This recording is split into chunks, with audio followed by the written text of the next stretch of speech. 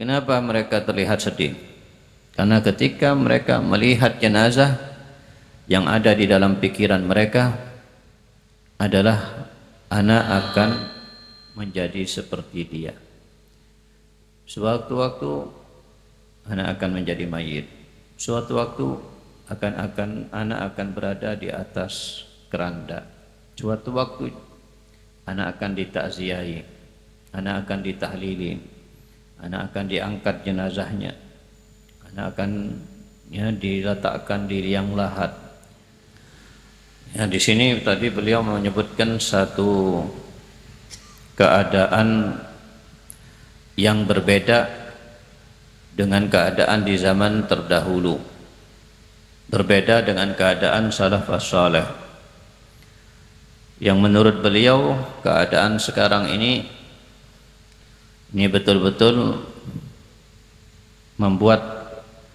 menunjukkan bahwasanya mereka lalai daripada kematian, mereka lalai daripada akhirat.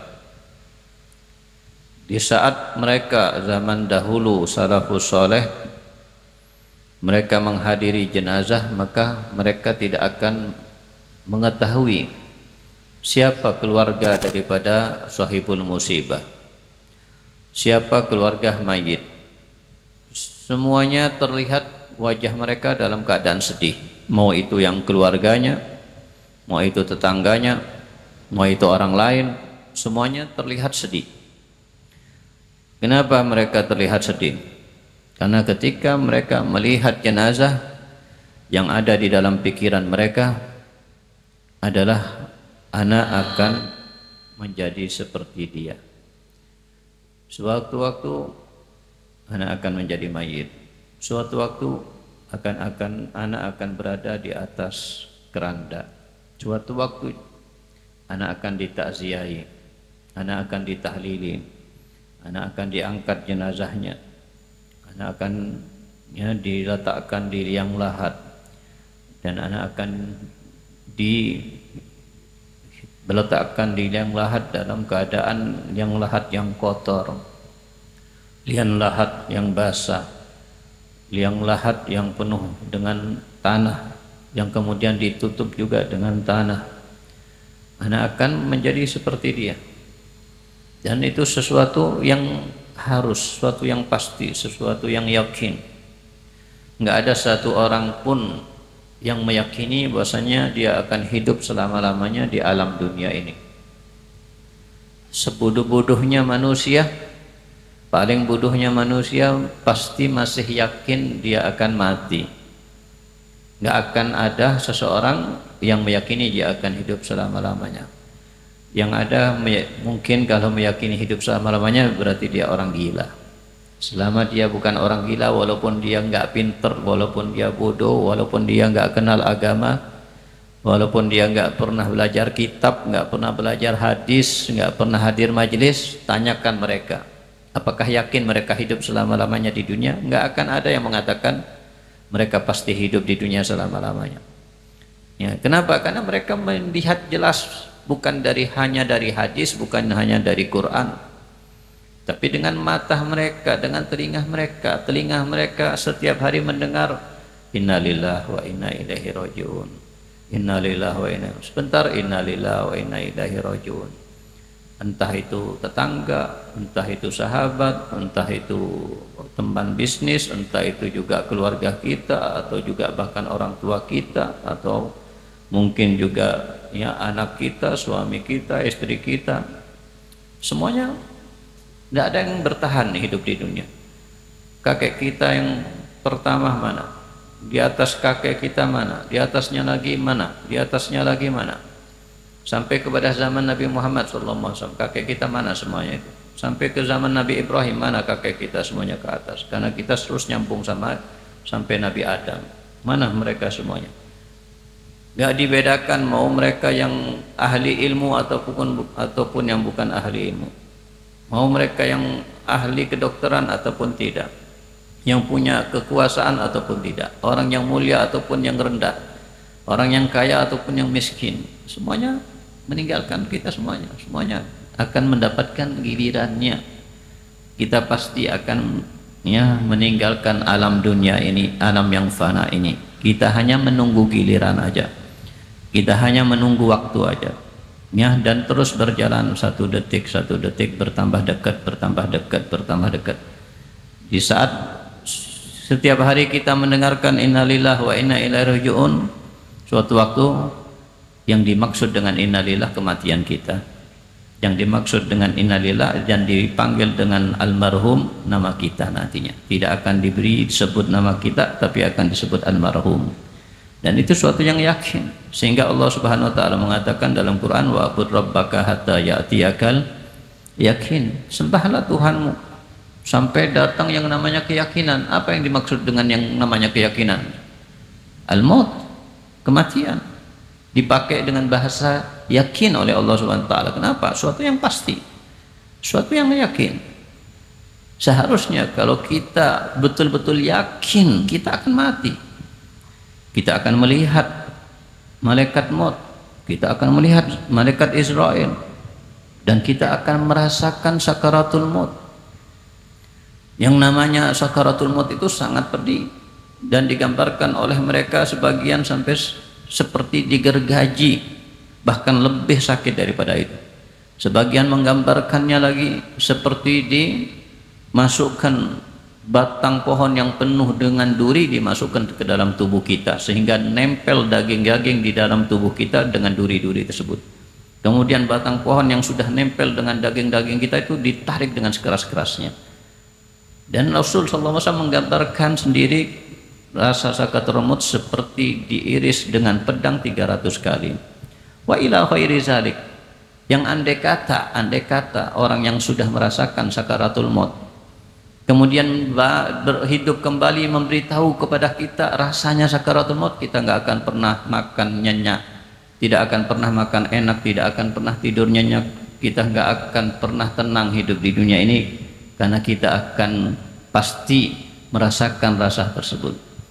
Oleh karena itu, ketika Allah Subhanahu wa taala menegaskan kepada malaikat sebelum Allah Subhanahu wa taala menciptakan Adam, maka malaikat mengatakan, ya Rabb, kalau engkau menciptakan manusia, apakah manusia itu akan hidup selama-lamanya? Enggak ya, wahai malaikatku.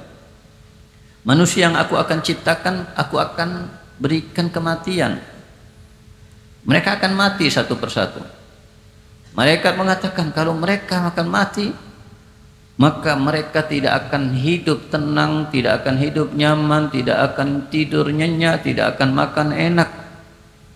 Maka Allah Subhanahu wa taala, aku ada cara wahai malaikatku, aku akan berikan mereka angan-angan seakan-akan mereka hidup selama-lamanya di dunia. Seperti keadaan kita sekarang, kita punya keinginan, punya cita-cita, punya bayangan, kita nanti mau lulus dari pesantren, nanti kita mau menikah, nanti anak kita mau dakwah, kita buka majelis, kita punya anak, kita nanti mau bisnis ini, anak merencana mau tinggal di sini, anak merencana nanti mau melakukan hal ini, melakukan hal ini terus. Yang diingat di pikirannya adalah dunia. Nggak ada pikiran mau mati sama sekali. Padahal Nabi kita, Nabi Muhammad SAW mengatakan, kalau aku mengangkat satu suap dengan tanganku, aku tidak yakin satu suap itu sampai menyentuh bibirku.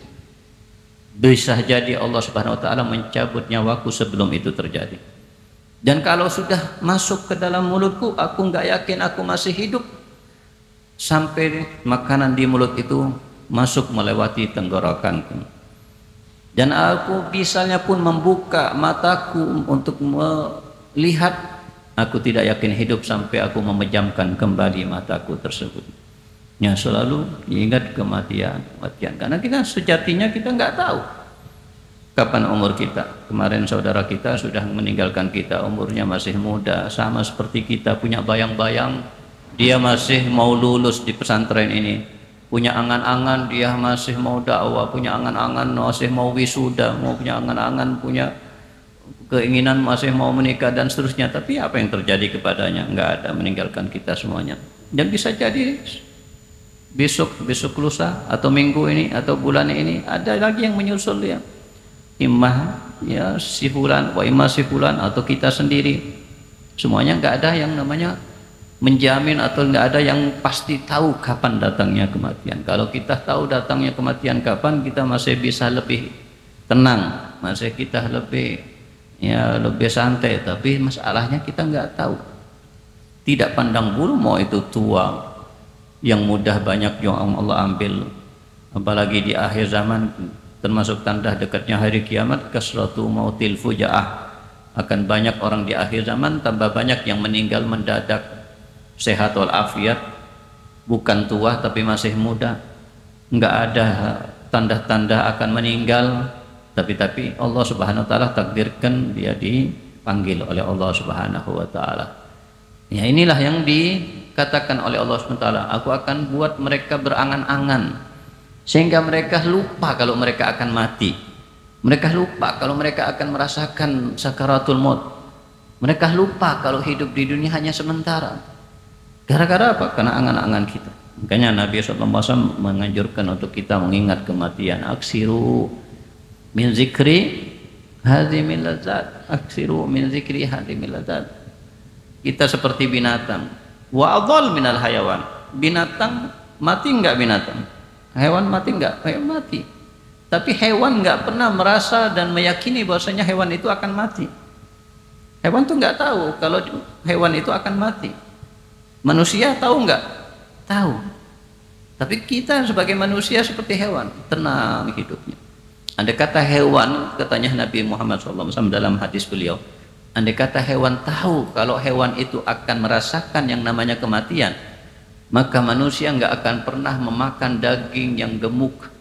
Hewan yang gemuk, hewan yang enak, hewan-hewan akan semuanya merasakan sakit karena tahu hewan tersebut akan merasakan yang namanya kematian. Nah, manusia tahu, tapi manusia tenang-tenang hidupnya, santai hidupnya, seakan-akan hidupnya masih 20.000 tahun bukan 1.000 tahun, masih seakan-akan panjang atau bahkan masih hidupnya selama-lamanya. Padahal Nabi kita Nabi Muhammad SAW dihitopkan oleh Allah Subhanahu wa taala, innaka mayitun wa innahum mayitun. Anda wahai Muhammad akan mati dan mereka semuanya akan mati. Nabi Muhammad dikatakan Anda akan mati. Kalau Nabi Muhammad dikatakan oleh Allah Anda akan mati, apalagi selain Nabi Muhammad. Kalau ada yang berhak manusia yang hidup selama-lamanya, Nabi Muhammad yang paling berhak. Tapi Nabi Muhammad pun dikatakan innaka mayitun wa innahum mayitun. Seseorang datang atau Sayyidina Umar bin Abdul Aziz, seorang khalifah di zamanihi, pemimpin di zamannya, datang kepada seorang ulama meminta nasihat. Ini berikan aku nasihat. Maka si ulama tersebut hanya mengatakan dengan singkat, lasta awal khalifatin tamut. Anda bukan khalifah, bukan pemimpin pertama yang mati. Sudah cukup nasihatnya itu. Ente perlu nasihat sama anak, ente seorang pemimpin, ketahuilah ente bukan pertama pemimpin yang mati. Artinya apa? Lihatlah pemimpin sebelum ente, lihatlah pemimpin-pemimpin yang lain, mana mereka? Sudah nggak ada. Ente pun akan nyusul mereka, ente pun akan mati. Ya, ente akan mati. Dan artinya apa? Kalau kita mengingat dan kalau kita meyakini bahwasanya kita pun akan mati dan tidak lama pun akan mati, apa yang kita harus lakukan? Mau tenang, mau maksiat kepada Allah, mau membiarkan hidup kita dalam kelalaian, mau membiarkan hidup kita tanpa ada amal ibadah, atardu an takuna rafiqa qaumin lahum zat wa anta bi khairi zat? Apakah kita rela kita nanti datang di hari kiamat melihat manusia membawa zat, membawa bekal, bawa pahala, bawa ibadah, sedangkan kita nggak bawa apa-apa, atau kita justru bawa dosa yang banyak? Nah, kematian di depan kita, dan kematiannya berarti memutus daripada kelezatan di dunia. Berarti kematian memisahkan kita dengan keluarga kita, memisahkan kita dengan harta kita, memisahkan kita dengan guru-guru kita. Kita hidup di dalam, kita masuk dalam kuburan tanpa ditemani keluarga, tanpa ditemani guru kita, tanpa ditemani sahabat kita. Kita akan sendiri di situ. Siapa yang nemenin? Amal kita. Hanya amal yang menemani kita. Amalnya baik menjadi teman yang baik, amalnya jelek jadi teman yang jelek di kuburan ganti. Na'udzubillah min dzalik. Perjalanan panjang, hidup kehidupan di dunia dari Nabi Adam sampai akhir zaman itu hanya sekelumit, atau kalau kita katakan setetes, ibaratnya setetes daripada banyaknya air lautan di laut. Kehidupan dunia dari Nabi Adam sampai akhir zaman, kalau dibandingkan lamanya kehidupan akhirat, hanya setetes dari luasnya air laut yang ada di lautan yang luas. Setetes, nggak ada artinya kehidupan di dunia. Apalagi cuma hidup kita aja, umur kita aja berapa sesingkat-singkatnya. Dari pertama diciptakan dunia sampai akhir itu aja singkat kalau dibandingkan dengan kehidupan akhirat. Apalagi hanya menghitung umur kita yang cuma 60 tahun, nggak lebih dari 70 tahun, dan berasa cepat, tambah dekat dengan kiamat, tambah dekat dengan akhir zaman, berasa cepat umur berjalan. Tahu-tahu kita sudah 15 tahun, tahu-tahu kita 17 tahun, kita sudah 20 tahun, nggak terasa. Tahu-tahu sekarang mendekati bulan Rajab, kemudian nanti berarti mendekati bulan Ramadan. Baru Ramadan lewat kemarin. Wah, terus berkah daripada waktu hilang. Seakan-akan kita ini nggak punya waktu untuk berbuat banyak. Seakan-akan belum kita sempat untuk sholat duha, ngaji, ini sudah duhur. Nggak sempat melakukan murajaah, merangkum pelajaran, sudah asar. Belum sempat kita membereskan kasur kita, atau sudah maghrib. Berjalan cepat, begitu cepat. Dan itu berarti bertambah cepat kita akan menghadapi yang namanya kematian. Nah, itulah yang terjadi kepada mereka. Mereka selalu ya mengingat kematian, sehingga si Imam Hasan Al-Basri, ya beliau kalau sudah hadir jenazah, Imam Hasan Basri kalau sudah hadir jenazah, maka beliau pulang dari hadir jenazah tersebut nggak bisa mengajar, nggak bisa makan, nggak bisa minum sampai 3-4 hari, baru bisa setelahnya makan dan minum. Keingat kematian, keingat tentang dirinya, dan semuanya seperti itu. Mau jenazah siapapun itu, ketika kita menghadiri jenazah, kita ambil pelajaran. Suatu waktu kita loh yang di dalam keranda itu, suatu waktu kita yang dibawa, ya dibawa oleh orang-orang untuk diantar ke kuburan. Suatu waktu kita yang dipanggil almarhum, suatu waktu kita yang akan ditahlili. Mending kalau kita disedihkan oleh manusia yang hidup setiap waktu. Kita ditahlili paling cuma 3 hari, paling 7 hari, habis itu sudah selesai. Mereka lupa, mereka sudah sibuk dengan dunianya lagi. Bahkan yang dahulunya ketika kita meninggal, ketika kita meninggal dunia, ya yang kita punya keluarga pastinya akan sedih, pastinya akan menangis, pastinya akan sumpek. Tapi itu hanya beberapa waktu. Setelahnya sudah kita dilupakan oleh mereka. Hatta walaupun keluarga dekat kita pun akan melupakan kita. Kenapa? Karena mereka sudah hidup sibuk dengan dunianya masing-masing. Kehidupan dunia dia melupakan kita semuanya. Seakan-akan sudah kita nggak pernah punya kakek, nggak pernah punya ayah, nggak pernah punya ibu lagi. Kalau sudah berlalu waktu, sudah dilupakan oleh mereka. Kita berharap kepada siapa kalau bukan berharap kepada Allah? Kita bergantung kepada siapa kalau kita nggak bergantung kepada Allah Subhanahu wa Ta'ala? Bayangkan sebuah tempat di mana hidup terasa tenang, nyaman, dan penuh gaya.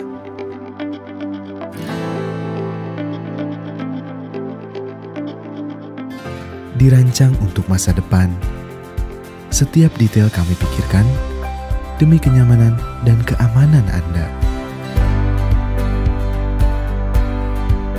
Hunian modern dengan teknologi pintar, fasilitas lengkap, dan suasana asri.